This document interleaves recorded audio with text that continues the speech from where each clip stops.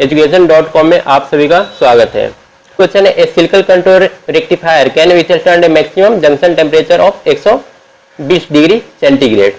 तो ठीक है, यहाँ पर अगर हम एसीआर की बात करें तो एसीआर में जनरली इसे जब करंट फ्लो करता है तो हाई स्विचिंग फ्रीक्वेंसी होने की वजह से या फिर जंक्शन के अक्रॉस एसीआर से जब एक्चुअली होता क्या है, जब एसीआर से करंट फ्लो करता है, एसीआर कौन कौन सा जंक्शन होता है, पीएन पीएन जंक्शन होता है, ठीक है, और एक जगह पर गेट लगा होता है, ठीक है, यहाँ पर मेरा एनोड होगा और यहाँ पर कैथोड होगा। तो जब इसे करंट फ्लो करता है तो इसमें हीट जनरेट होता है। हीट जनरेट होने के कई रीजन हो सकते हैं।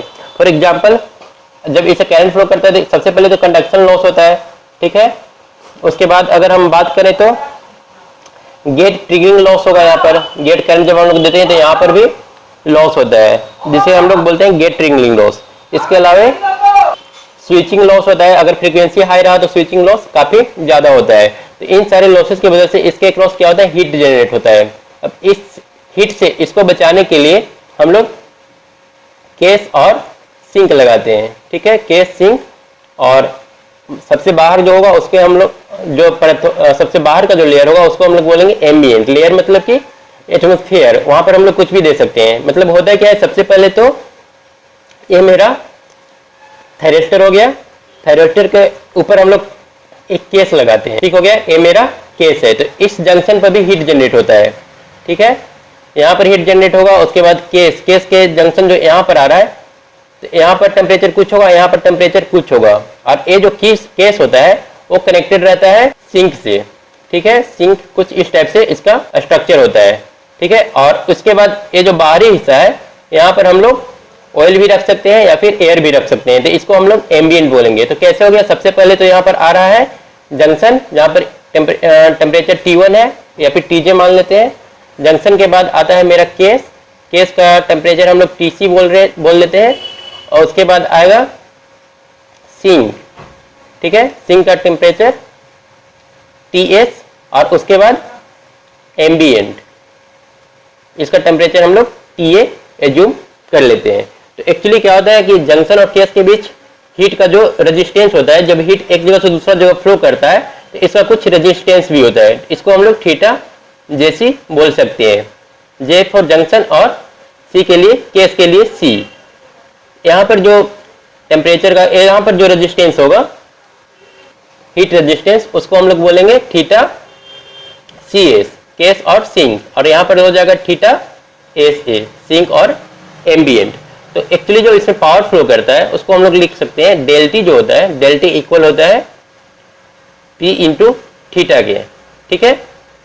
अगर यहाँ पर हम लोग किसी एक को, मतलब अगर सिर्फ जंक्शन और केस की बात करें तो हम लोग यहाँ पर लिख सकते हैं डेल टी मतलब कि TC EJ minus TC is equal to, junction का टेम्परेचर हाई होगा, यहाँ पर P इंटू थीटा। थीटा कौन सा यूज करेंगे, फिर हम लोग थीटा यूज करेंगे JC का।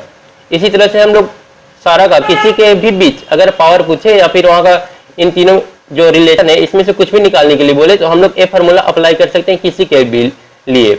अगर ओवरऑल पूरा यहाँ से लेकर के यहाँ तक चाहिए हम लोग को तो यहाँ पर डायरेक्ट लिखेंगे TJ माइनस TA, क्योंकि जंक्शन और एम्बिएंट के बीच का फिर टेम्परेचर आ जाएगा, is equal to P into theta. Theta जो हो जाएगा ये रेजिस्टेंस हो जाएगा, थर्मल रेजिस्टेंस। ये हो जाएगा किसके बीच, ये हो जाएगा जंक्शन और एम्बिएंट के बीच। और theta JA is equal to हम लोग लिख सकते हैं जंक्शन और एम्बिएंट के बीच का जो थीटा होगा वो होगा सबके सम के बराबर, मतलब कि theta JC plus theta CS plus theta AC, ठीक है, इन तीनों बराबर हो जाएगा थीटा JA। तो ये रिलेशन है, इस रिलेशन के आधार पर ही हम लोग इस क्वेश्चन को सोल्व करेंगे। तो कुल मिलाकर अगर देखा जाए तो सिर्फ ये जो जंक्शन, सिंक और एम्बिएंट जो भी सारा कुछ यूज हो रहा है वो सिर्फ और सिर्फ इस थायरिस्टर को गर्म होकर के नष्ट होने से बचाने के लिए लगाया जा रहा है। तो यहाँ पर देखते हैं एक ACR can withstand maximum junction temperature. यहाँ पर जंक्शन टेम्परेचर दे दिया है, TJ दिया हुआ है is equal to 120 degree centigrade with ambient temperature TA is equal to दिया हुआ है 75 डिग्री सेंटीग्रेड। उसके बाद if the ACR has thermal resistance from junction to ambient, सीधे थीटा दे दिया है कहां से कहां तक, जंक्शन से लेकर के एम्बिएंट तक का, वो दिया है 1.5 डिग्री सेंटीग्रेड पर वाट। तो पूछ रहा है हमसे क्या, मैक्सिमम इंटरनल पावर डिसिपेशन। तो पावर का वैल्यू क्या होगा, तो हम लोग जानते हैं del T is equal to P theta. तो यहाँ से पी इज इक्वल टू कितना हो जाएगा, थीटा बाई डेल टी। तो थीटा का वैल्यू क्या यहाँ पर दिया हुआ है 1, यहाँ पर क्या हो जाएगा, P is equal to del T by theta, और डेल टी का वैल्यू कितना हो जाएगा, दोनों का डिफरेंस हम लेंगे तो 25, 120 माइनस 25 ये आ जाएगा 45 डिवाइडेड बाई थीटा का वैल्यू 1.5। इसको हम लोग सोल्व करेंगे तो ये आ जाएगा 30 वाट, सॉरी पावर आ जाएगा इतना 30 वाट। तो मेरा आंसर कौन सा हो जाएगा, ए। ठीक है।